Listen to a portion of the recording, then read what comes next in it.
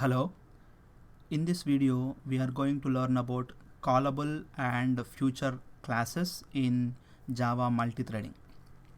So we have an example here. It has a main method, and in this main method we are creating an executor service. So we have created an instance of the executor service here. Where executors is a variable name, so executors dot new cache thread pool, and to this executor service we are submitting a runnable. Okay, so here when you look at all the different kind of arguments that submit can take, it can take a runnable, it can take callable also. So for example, if you are submitting a runnable is nothing but a thread. So when you are submitting a new runnable, it means you need to override a run method, and in this example, in the run method we are creating a random number, and we are sleeping our thread for the given random number value, and then we are shutting down the executor. So this is a normal code for submitting a thread to the executor service. But for example, when you are submitting this runnable, and here we have a random value generated, and if you wanted to know how much time the thread has actually slept, so it means we need to have this random value to be available outside this code. So it means we need to have a return value. So how can we get that? So for that we have callable class. So what we need to do is we need to submit a callable instead of a runnable. So here what we do is we will try to create a new callable.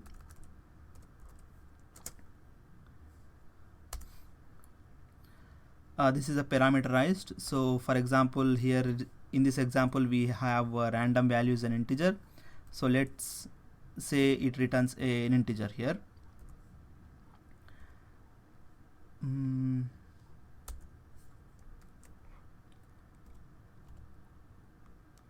Add unimplemented methods. So here you need to override a call method. Even this call method will return an integer which is same as that of the parameter that you define in the callable.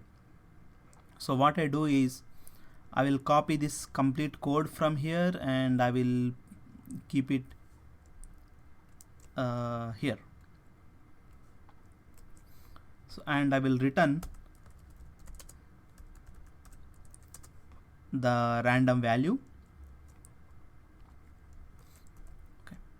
So here in this executor service, when you are submitting a callable, it will return a class. It will return an instance of the future. So here what I do is that I will get that value future, and that is also parameterized. It is same as that of the callable. So sorry.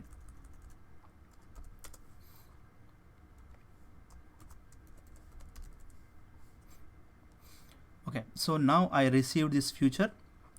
So what I do is that now I will print the random value. So for example, what I do is system.println the thread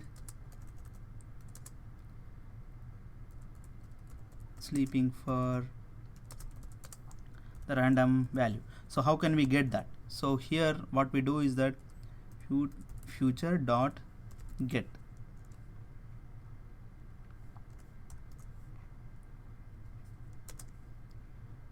So it will return the random value from here.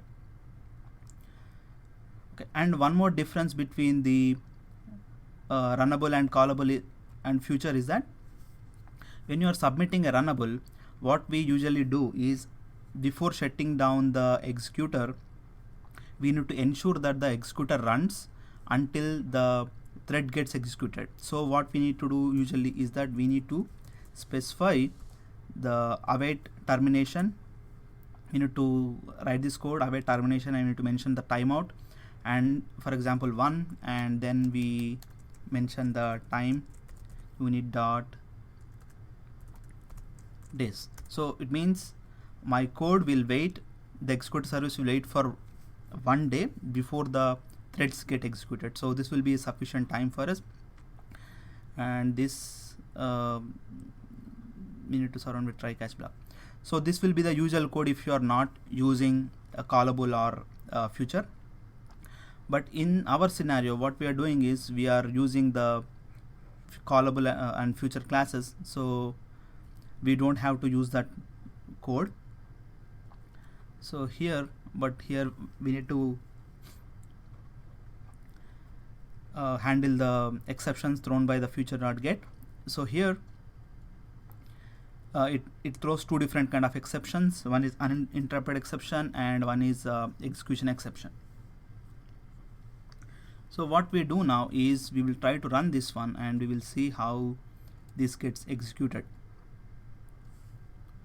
Let's comment this and we'll run the application.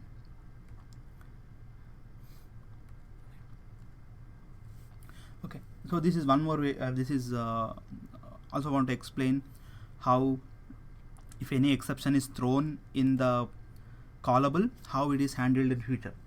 So here, if any exception happens in the callable code execution, then it will throw an execution exception here, and then it will specify what kind of exception is being thrown in the callable code. So here, from this code, from this callable code, it thrown an illegal argument exception. So timeout value is negative. This is the error.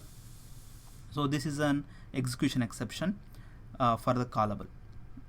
For example, instead of this random value, what we try to do, okay, let's run it one more time.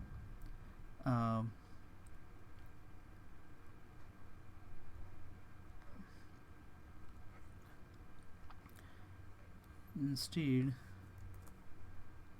just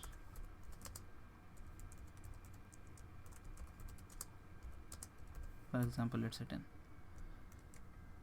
So now this code would execute correctly. Okay, so it means the random value, the 10, is returned from this call method and which is returned by this future.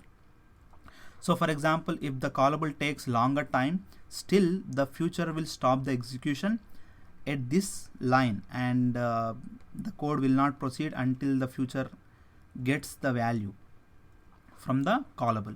So this is the explanation about the callable and the future classes. I hope you learned much about this. Thank you.